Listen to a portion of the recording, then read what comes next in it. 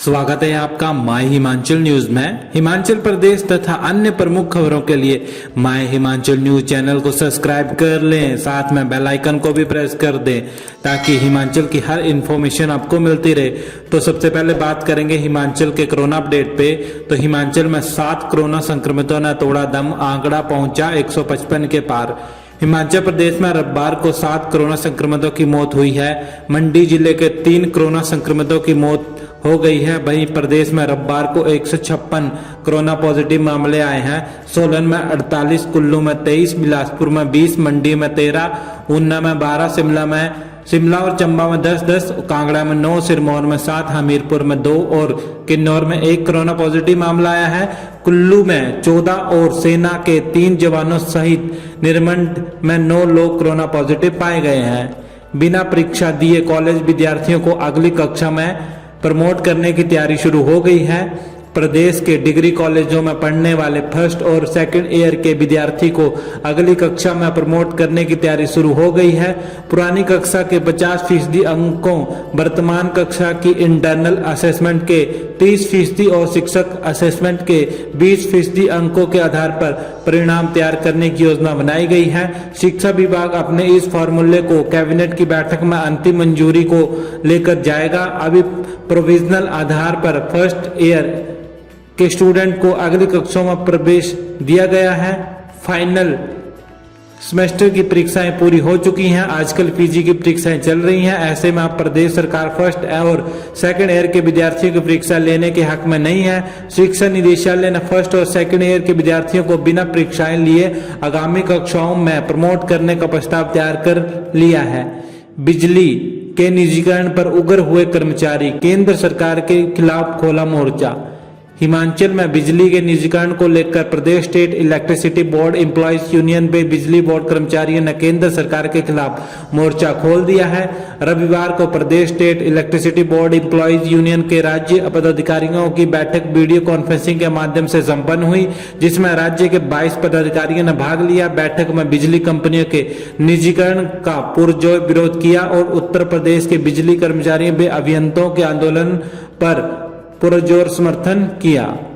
अब फिर से होगी कॉलेज परीक्षाएं। पॉजिटिव आने की वजह से इम्तिहान न देने वाले छात्रों को नवंबर में दिया जाएगा मौका।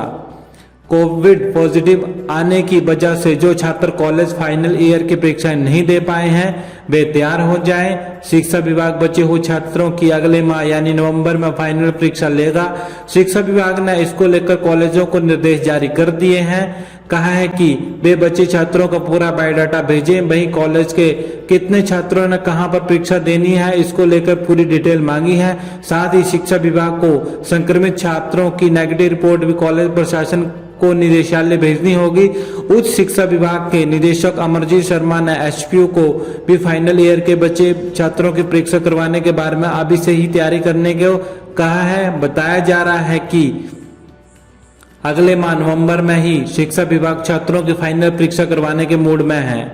15 अक्टूबर से कैसे और किन शर्तों पर खुलेंगे स्कूल, जाने सब कुछ।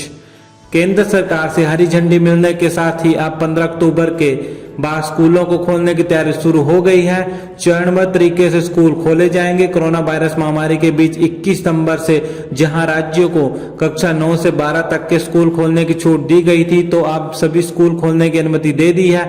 हालांकि ये छूट केवल नॉन कंटेनमेंट जोन में आने वाले इलाकों के लिए ही दी गई है। स्कूल कब से खोले जाएंगे वे तारीख राज्य सरकार तथा तय करेगी। शिक्षा मंत्रालय ने स्कूल और हायर एजुकेशन इंस्टीट्यूट खोलने को लेकर गाइडलाइन जारी कर दी हैं। इसी के आधार पर राज्यों को अपनी गाइडलाइंस जारी करनी होंगी। स्कूल खोलने का स्टैंडर्ड ऑपरेटिंग प्रोसीजर यानी कि एसओपी पहले ही जारी किया जा चुका है, जिसमें कोरोना वायरस से जुड़ी सावधानी के बारे में विस्तार से बताया गया था। हिमाचल में लाइफ सपोर्ट 108 और 102 एम्बुलेंस सेवा खुद वेंटिलेटर पर, वेतन नहीं सिर्फ आश्वासन के आश्रय काम चला रहे हैं कर्मचारी। हिमाचल प्रदेश में लाइफ सपोर्ट 108 और 102 एम्बुलेंस सेवा खुद वेंटिलेटर पर है। ऐसा इसलिए क्योंकि प्रदेश में आश्वासन के आश्रय ही एम्बुलेंस कर्मचारी अपना काम चला रहे हैं। हिमाचल में एम्बुलेंस सेवा जीवीके कंपनी की ओर से मुहैया कराई जाती है, लेकिन एम्बुलेंस कर्मचारियों को न्यायालय के आदेश के बाद भी कंपनी ओर से ना तो पूरी सैलरी दी जा रही है और ना ही उन्हें ईपीएफ का कोई हिसाब दिया जा रहा है। वहीं सरकार भी इन एम्बुलेंस कर्मचारियों को कंपनी के भरोसे छोड़कर अपनी जिम्मेदारी से पल्ला झाड़ने का काम कर रही है। ऐसा पहली बार नहीं हुआ है कि कंपनी की ओर से एम्बुलेंस कर्मचारियों के साथ ज्यादती की जा रही है। सरकार की बार बार दखल के बाद कुछ दिनों के लिए एम्बुलेंस कर्मचारियों को कुछ राहत तो मिलती है, लेकिन कुछ समय बाद कंपनी फिर कर्मचारियों को प्रताड़ित करने पर उतर आती है। कोरोना काल में एम्बुलेंस कर्मचारी प्रदेश में बिना रुके 24 घंटे अपनी सेवाएं उपलब्ध करवा रहे हैं, लेकिन सुविधाओं की बात की जाए तो जब ये कर्मचारी किसी मरीज के संपर्क में आने से पॉजिटिव हो जाते हैं तो स्वास्थ्य सुविधाओं के नाम पर इन्हें क्वारंटीन होने के लिए घर भेज दिया जाता है। इसके अलावा इन्हें कोई और सुविधा मुहैया नहीं करवाई जाती है। एक नहीं दो जगह होगी उत्तर पुस्तिका की जांच। अब हिमाचल प्रदेश स्कूल शिक्षा बोर्ड पेपर मूल्यांकन के दौरान होने वाली गलतियों को सुधारने के ठोस कदम उठाएगा। इसके चलते पेपर मूल्यांकन करने वाले शिक्षक के साथ एक चेकिंग असिस्टेंट भी नियुक्त होगा। इसका कार्य शिक्षक की ओर से जांची गई उत्तर पुस्तिका को फिर से जांचना होगा।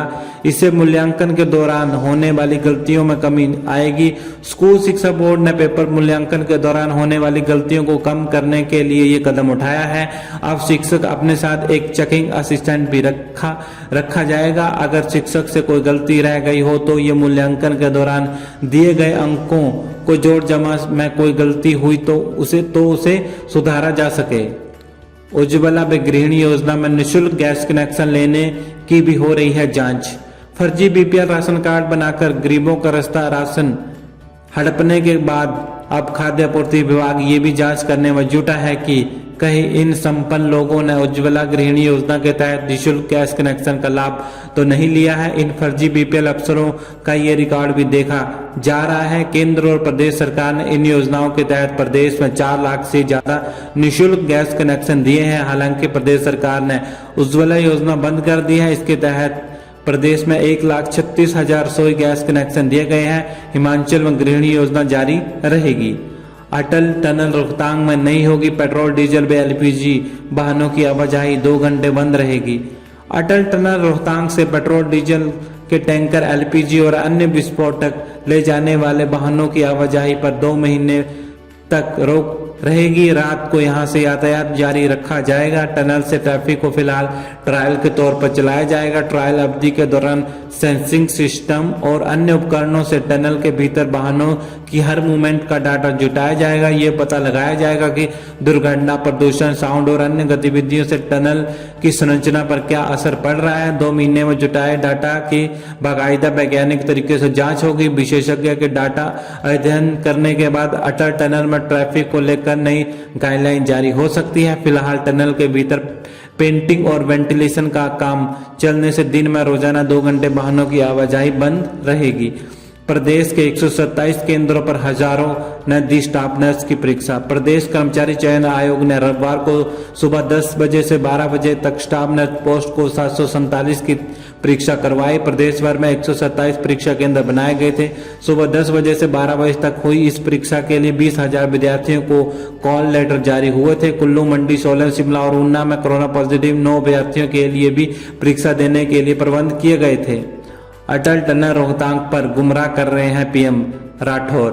प्रदेश कांग्रेस अध्यक्ष कुलदीप सिंह राठौर ने कहा कि प्रधानमंत्री नरेंद्र मोदी ये कहकर गुमराह कर रहे हैं कि अगर केंद्र में दूसरी सरकार होती तो रोहतांग सुरंग का निर्माण कार्य आगे 20 साल बाद ही शायद पूरा हो पाता। इस प्रकार का झूठ बोलकर प्रधानमंत्री अपने पद की गरिमा को ठेस पहुंचा रहे हैं। राठौर ने प्रधानमंत्री को स्मरण दिलाते हुए कहा कि 28 जून 2010 को जब यूपी अध्यक्ष सोनिया गांधी ने सुरंग की मनाली में इसकी आधारशिला रखी थी तो ये यहाँ पूरा पहाड़ था। सुरंग के प्रारूप को अंतिम रूप देने से पहले सुरंग के उत्तरी छोर धुंधी तक सड़क को तय समय पर दूर किया गया।